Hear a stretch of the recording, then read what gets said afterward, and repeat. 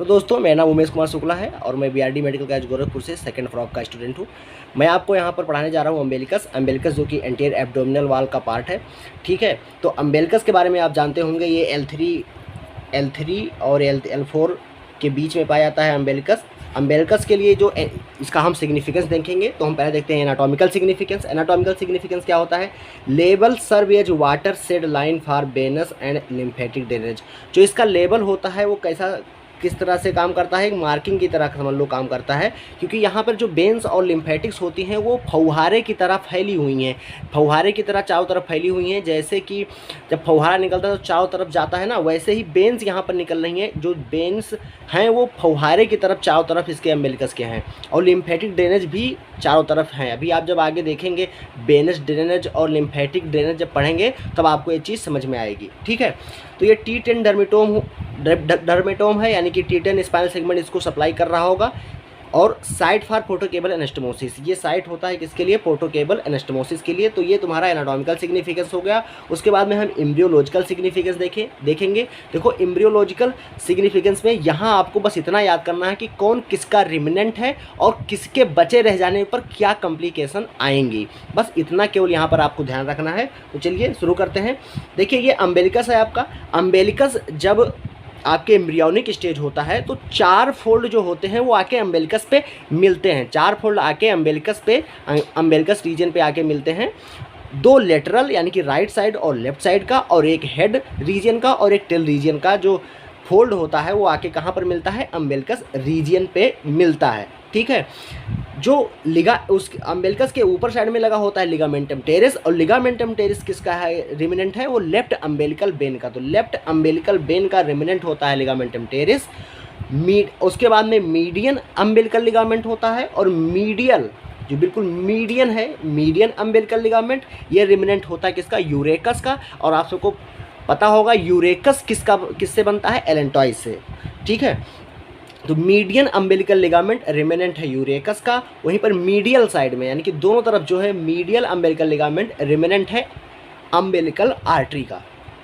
तो umbilical artery की जो रिमेनेंट है उसे क्या कहेंगे, medial umbilical ligament. Median umbilical ligament remnant किसका है, यूरेकस का है। ये आपका यूरिनरी ब्लैडर दिखाया गया है। तो ये डायग्राम में आप बस ध्यान रखिए कौन किसका रिमेनेंट है और किससे क्या कॉम्प्लिकेशन आ रही है, इतना बस यहाँ पर ध्यान देना है। उसके बाद एम्ब्रियोलॉजी में आप उसको डिटेल में पढ़ेंगे, परेशान मत होइएगा। ठीक है, अब ये डायग्राम देख लीजिए। ये तुम्हारा ये अम्बिलिकस है, ये इसकी ओपनिंग है। ठीक है, इसमें अम्बिलिकल वेन दिखाया गया है और अम्बिलिकल आर्टरी दिखाया गया है। ये आपका बिटेलो इंटेस्टाइनल डक्ट है। ये पूरी क्या है, बिटेलो इंटेस्टाइनल डक्ट है, BID। और ये है आपका एलेंटॉयस। ये क्या है, एलेंटॉयस है। एलेंटॉयस बाद में क्या बन जाता है, यूरेकस। और यूरेकस आपका क्या बनाता है, मीडियन अम्बिलिकल लिगामेंट। यूरेकस का रिमेनिंग क्या होता है, मीडियन अम्बिलिकल लिगामेंट। अब अगर ये एम्ब्रियोनिक डेवलपमेंट के समय अगर proximal part of BID persistent रह जाती है, बची हुई रह जाती है, तो मैक्कल डायवर्टिकुलम हो जाता है। ठीक है, मैक्कल डायवर्टिकुलम उसे कहते हैं। अगर मिडल पार्ट परसिस्टेंट रह जाता है तो इंटेरोसील होती है। वहीं पर अगर होल BID ही परसिस्टेंट हो गई तो चेरी रेड ट्यूमर होता है, लाल कलर का ट्यूमर दिखाई पड़ेगा। ठीक है, चेरी रेड ट्यूमर होगा, यानी कि होल BID ही परसिस्टेंट हो गई।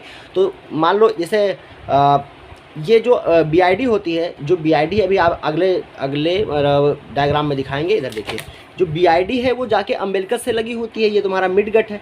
तो जब ये पूरा परसिस्टेंट रह जाएगी तो ये हल्का सा बाहर निकलेगा और रेड कलर का दिखाई पड़ेगा। ठीक है, तो वो चेरी रेड ट्यूमर होता है। ठीक है, चेरी रेड ट्यूमर अगर होल BID परसिस्टेंट करती है तो उससे क्या होगा, चेरी रेड ट्यूमर होगा।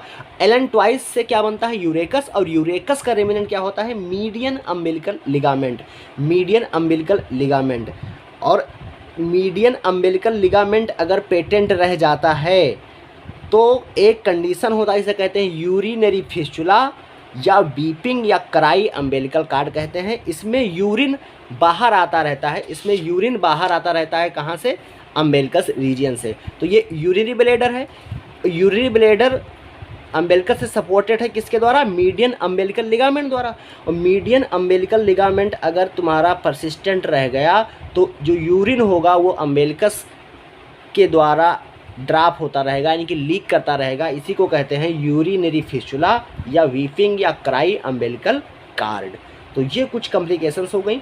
अब और देखते हैं, अगर देखिए ये मिड गट है और बीआईडी होल बीआईडी क्या है, परसिस्टेंट है, ये आपका लीनिया अल्बा है, ठीक है।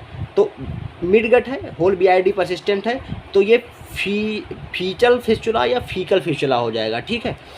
अब हम एक और क्लिनिकल कंडीशन देखते हैं, एग्जाम फैलस और आम्फाइलोसील। एग्जाम फैलस और आम्फाइलोसील देखेंगे, उसके बाद कॉन्जेनाइटल अम्बिलिकल हर्निया देखेंगे और दोनों में डिफरेंस देखेंगे आखिर क्या है। भाई दोनों प्रकार हैं हर्निया की, लेकिन बस कुछ चीज़ें डिफरेंट हैं, वो क्या हैं देखो। फेलोरा midgut loop to return in abdominal cavity. देखो जो डेवलपमेंट, जब एम्ब्रियोनिक डेवलपमेंट होता है उस समय पहले जो मिड गट होता है वो तुम्हारा पेल्विक रीजन में आता है, पहले आता है पेल्विक रीजन में, उसके बाद में फिर से वापस जाता है किसमें, एब्डोमेन में। तो ये चीज़ जब नहीं हो पाती है तब क्या होता है, एग्जाम फैलस और आम्फाइलोसील। तो failure of midgut loop to return in abdominal cavity का रिजल्ट इन एग्जाम फैलस और आम्फाइलोसील। इसमें क्या होगा, डिफेक्ट में होगा all layer of abdominal wall, all layer of abdominal wall में डिफेक्ट होगा, जिससे एब्डोमिनल वाल क्या हो जाएगी, वीक, और इंटेस्टाइन बाहर निकल आएगी एंड कवर्ड विथ एमनियन। ये ध्यान देना, एमनियन एक सीथ, एक कवरिंग से ढकी होती है, यही डिफरेंस होता है हर्निया में, ठीक है। तो कवर्ड विथ एमनियन से कवर्ड होगी तो रेड कलर की बहुत ही भयानक दिखाई पड़ेगा। और इसे ये डायग्राम में समझाया गया है। देखिए ये अम्बिलिकस है, इंटेस्टाइन है, तो इससे जाके ये इंटेस्टाइन प्रोट्रूड बाहर की तरफ निकल गई है और इसके ऊपर क्या है, एमनियन है, एमनियन की कवरिंग है। तो ये तुम्हारा आम्फाइलोसील हो गया। उसके बाद में कॉन्जेनाइटल अम्बिलिकल हर्निया क्या है, यानी कि अम्बिलिकस से इंटेस्टाइन बाहर निकल आई है, लेकिन इतना ज़्यादा वीक वाल नहीं है कि पूरा फट गया, स्किन इसके ऊपर रहेगी, ये डिफरेंस है। तो intestine protrude together with skin through umbilicus, ये तुम्हारा क्या होगा, कॉन्जेनिटल अम्बिलिकल हर्निया हो गया। अब हम फैसिया के बारे में पढ़ते हैं। फैसिया में पढ़ेंगे स्कार्पस फैसिया एंड कैंपस फैसिया। तो फैसिया जो होती है वो तुम्हारे पूरे एब्डोमेन के लेयर में, जो ऊपर का एब्डोमेन है उसके ऊपर पूरा फैसिया क्या होगा, स्किन होगा, उसके बाद सुपरफिशियल फैसिया होता है, फिर डीप फैसिया होता है। लेकिन डीप फैसिया आपको पहले बता चुके हैं यहाँ पर नहीं होता है। क्यों नहीं होता है, क्योंकि डिस्टेंशन अलाउ करता है या एक्सपेंड करने में मदद करता है, इसलिए डीप फैसिया यहाँ पर नहीं होती है। सुपरफिशियल फैसिया होती है, और सुपरफिशियल फैसिया को भी दो तरीके से बांटा गया है तुम्हारा, फैटी लेयर और स्कार्पस फैसिया, यानी कैंपर्स फैसिया और स्कार्पस फैसिया।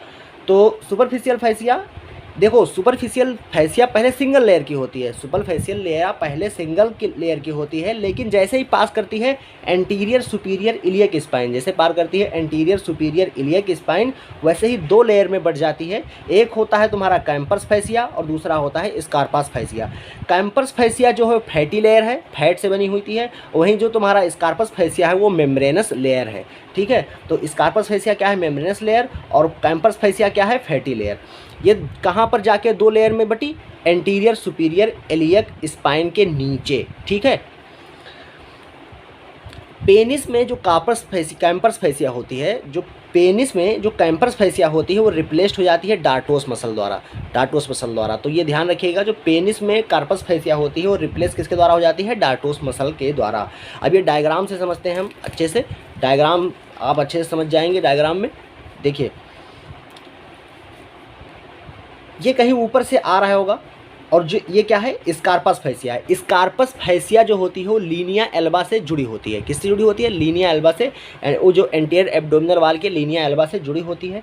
ये नीचे आएगी और एंटीरियर सुपीरियर इलियक स्पाइन पे दो लेयर हो जाएगी, ठीक है। वाला पहले सुपरफिशियल फैसिया आई, उसके बाद एंटीरियर सुपरफिशियल फैसिया ऊपर से आ रही थी, एंटीरियर सुपीरियर इलियक स्पाइन पे पहुंची तो दो लेयर में बढ़ गई, स्कार्पस फैसिया और कैंपर्स फैसिया। स्कार्पस फैसिया नीचे गई और पेनिस में होते हुए फिर आगे कनेक्ट हो गई डार्टोस मसल से, ठीक है। और जो ये फैसिया है, स्कार्पस फैसिया, वो पेनिस के ऊपर जब आएगी तो उसका नाम क्या हो जाएगा, फैसिया ऑफ पेनिस। जब पेनिस में आएगी तो क्या हो जाएगा उसका नाम, फैसिया ऑफ पेनिस। इसे बक्स फैसिया भी कहते हैं, इसे बक फैसिया भी कहते हैं। तो fascia of penis also called Buck's fascia. जो डार्टोस मसल है, आपको पता होगा डार्टोस मसल किस फैसिया का मॉडिफिकेशन है, कैंपर्स फैसिया का, ठीक है। तो Camper's fascia dartos muscle replace कर देता है, डार्टोस मसल रिप्लेस कर देता है कैम्पस फैसिया को। जो डार्टोस मसल के बाद में थोड़ा सा ऊपर जाएंगे तो कोलेस फैसिया आएगी, कोलेस फैसिया आएगी। कोलेस फैसिया तुम्हारा सुपरफिशियल फैसिया, आप पेरिनियम भी इसे कहते हैं, इसे सुपरफिशियल फैसिया आप पेरिनियम भी कहते हैं कोलेस फैसिया को।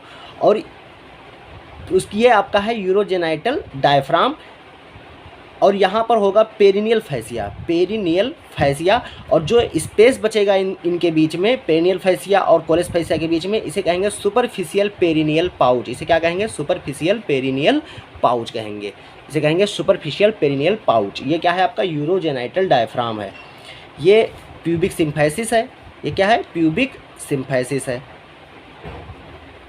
बस इतना कर डायग्राम में आपको समझना है कि कौन सी फैसिया कहाँ पर रन कर रही है, ये आपको अपने दिमाग में बना के रखना है।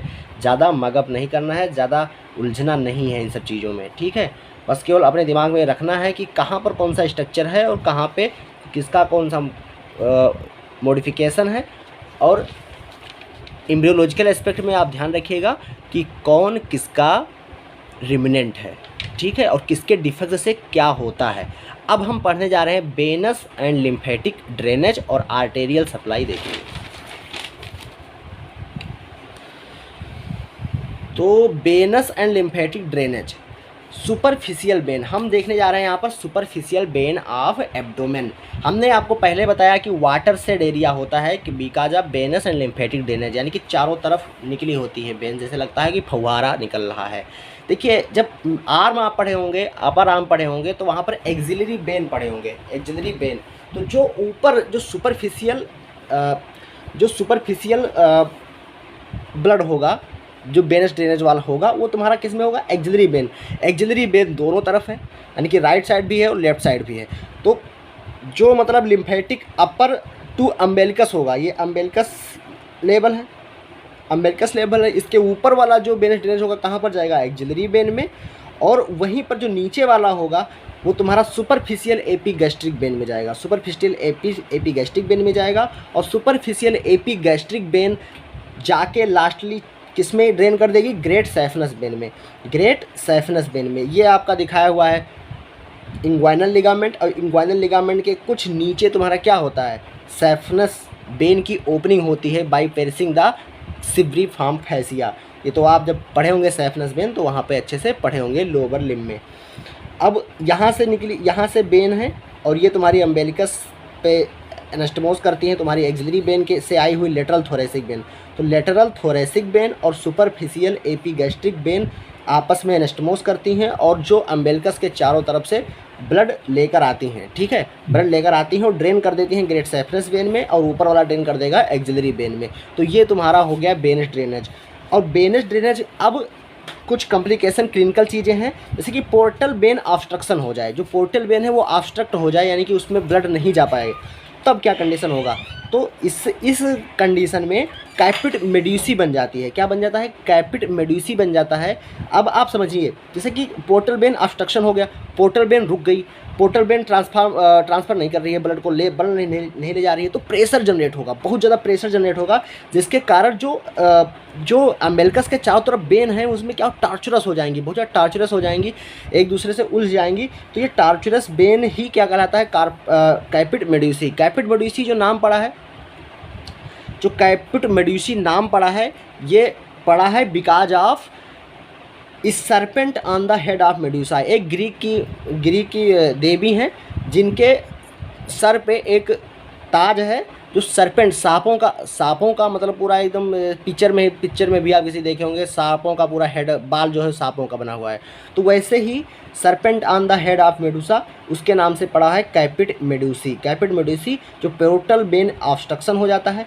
Venous drainage through liver obstruct, यानी कि जो वेनस ड्रेनेज जो लिवर के द्वारा हो रहा था वो नहीं हो रहा है, वो नहीं हो रहा है। भाई देखो, यहाँ से अम्बिलिकस था, यहाँ पे कहीं लीवर होगा, और लीवर में जब ब्लड जा ही नहीं रहा है तो प्रेशर जनरेट होगा, प्रेशर जनरेट होगा तो जो इसके बगल में अम्बिलिकस के चारों तरफ वेन्स हैं, इसमें प्रेशर होगा, प्रेशर होने के कारण ये टॉर्चरस हो जाएंगी, यानी कि हल्का टॉर्चरस हो जाएंगी, और टॉर्चरस होने के कारण जो ये ड्रेनेज है वो तुम्हारा किस में जाने लगेगा, एक्सिलरी वेन में और ग्रेट सैफनस वेन में। तो ये तुम्हारा कैपिट मेडूसी होती है अगर पोर्टल वेन ऑब्स्ट्रक्शन होगा तो।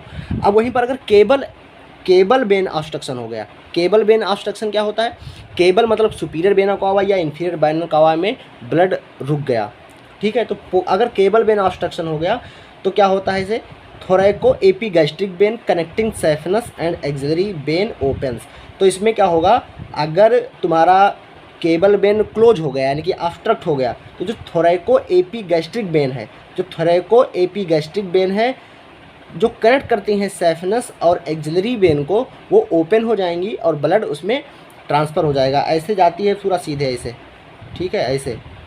तो ये तुम्हारा एक नीचे ले जा रही है तो एक ऊपर ले जा रही है। ये तुम्हारे ब्लड का अल्टरनेटिंग पथवे है समझ लो। तो thoracoepigastric vein connecting saphenous and axillary vein open हो जाएंगी, किसमें, केबल वेन ऑब्स्ट्रक्शन में। अगर सुपीरियर वेना कावा ऑब्स्ट्रक्ट होती है तो ब्लड का फ्लो नीचे की तरफ होगा, वहीं पर इन्फीरियर वेना कावा ऑब्स्ट्रक्ट होती है तो ब्लड का फ्लो ऊपर की तरफ होगा। तो ये चीज़ें हो गई तुम्हारा वेनस ड्रेनेज के बारे में। अब हम पढ़ते हैं लिम्फेटिक ड्रेनेज। देखिए, लिम्फेटिक ड्रेनेज आप अपर लिम्फ पढ़ के आए होंगे, तो एक्सिलरी लिम्फ नोड होते हैं तुम्हारे एक्सिला के रीजन पे। तो जो ऊपर का होगा सुपरफिशियल लिम्फेटिक्स होंगे, सुपरफिशियल लिम्फेटिक्स जो होंगे ऊपर वाले, वो तुम्हारे कहाँ पर ड्रेन कर देंगे, एक्सिलरी लिम्फ नोड में। कहाँ ड्रेन कर देंगे, एक्सिलरी लिम्फ नोड में। और जो वाटर शेड लाइन के नीचे होंगे, वाटर शेड लाइन के नीचे यानी कि अम्बिलिकस के नीचे लेवल पे होंगे, वो तुम्हारे कहाँ पर ड्रेन कर देंगे, सुपरफिशियल इंग्वाइनल लिम्फ नोड में। तो दो लिम्फ नोड है, एक्सिलरी लिम्फ नोड और सुपरफिशियल इंग्वाइनल लिम्फ नोड। तो नीचे का नीचे चला जाएगा, ऊपर का ऊपर चला जाएगा लिम्फ नोड, लिम्फेटिक ड्रेनेज। अब हम आर्टेरियल सप्लाई देखते हैं। आर्टेरियल सप्लाई, देखिए आर्टेरियल सप्लाई एक ही साइड का डायग्राम बना हुआ है। ये है internal thoracic artery. Internal thoracic artery से एक ब्रांच, इंटरनल थोरेसिक आर्टरी का ब्रांच जानते हैं, टर्मिनल ब्रांच कौन सी है, मस्कुलोफ्रेनिक आर्टरी। तो ये मस्कुलोफ्रेनिक आर्टरी निकली है और उसके नीचे आई नहीं सुपीरियर एपिगैस्ट्रिक आर्टरी। तो मस्कुलोफ्रेनिक आर्टरी और सुपीरियर एपिगैस्ट्रिक आर्टरी जो टर्मिनल ब्रांच है किसकी, इंटरनल थोरेसिक आर्टरी की, वो सप्लाई कर रही हैं एब्डोमेन रीजन को यानी कि अम्बिलिकस रीजन को। देखिए, और साइड में तुम्हारी पोस्टीरियर इंटरकॉस्टल आर्टरीज होंगी। तो ये डॉट दिखाया गया यानी कि पीछे से कर रही होंगी, इसलिए पोस्टीरियर इंटरकॉस्टल आर्टरीज होंगी। और डीप सर्कमफ्लेक्स इलियक आर्टरी होंगी यहाँ पे, सुपरफिशियल सर्कमफ्लेक्स इलियक आर्टरी होंगी। ये आपकी है डीप वाली है, ये है जो डॉटेड दिखाई हुई है, क्या है, डीप सर्कमफ्लेक्स इलियक आर्टरी है। और ये क्या है, सुपरफिशियल सर्कमफ्लेक्स इलियक आर्टरी। और ये कहाँ से आई है, ये आई है फेमोरल आर्टरी से। तो नीचे है फेमोरल आर्टरी, ऊपर है इंटरनल थोरेसिक आर्टरी, इन्हीं से तुम्हारा पूरा ब्लड सप्लाई है, ठीक है। एक साइड में क्या निकला होगा, सुपरफिशियल एक्सटर्नल पुडेंडल आर्टरी। तो ये क्या है, सुपरफिशियल एक्सटर्नल पुडेंडल आर्टरी जो कि पेल्विस रीजन को सप्लाई कर रही होगी। तो superficial external pudendal artery supply कर रही होगी पेल्विक रीजन को। ये स्पर्मेटिक कार्ड दिखाया हुआ है। और फेमोरल आर्टरी से ही निकला हुआ है तुम्हारा सुपरफिशियल एपिगैस्ट्रिक आर्टरी, यानी कि जो सुपरफिशियल ऊपर के एपिगैस्ट्रिक रीजन को सप्लाई कर रहा होगा। और ये है इन्फीरियर एपिगैस्ट्रिक आर्टरी जो एनास्टमोस कर रही है किससे, सुपीरियर एपिगैस्ट्रिक आर्टरी से। तो सुपीरियर एपिगैस्ट्रिक आर्टरी और inferior epigastric artery, superior epigastric artery और इन्फीरियर एपिगैस्ट्रिक आर्टरी के बीच में एनास्टमोसिस हो रहा है।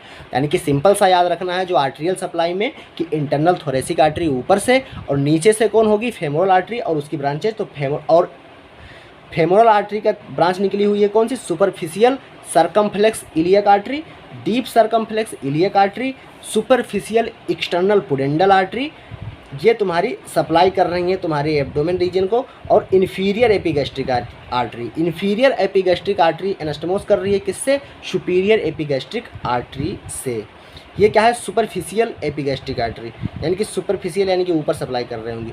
ये सब ध्यान रखना है अपने दिमाग में, ठीक है। ये खत्म होता है लिम्फेटिक ड्रेनेज, वेनस ड्रेनेज और जनरल क्लिनिकल फीचर जो तुम्हारे अमेरिकस से रिलेटेड थे। अगला वीडियो होगा rectus sheath, inguinal canal, inguinal ligament और स्पर्मेटिक कॉर्ड से। तो वीडियो को लाइक कर दीजिए और चैनल को सब्सक्राइब कीजिए। नेक्स्ट वीडियो बहुत ही जल्द आने वाला है, यानी कि कल आने वाला है। धन्यवाद।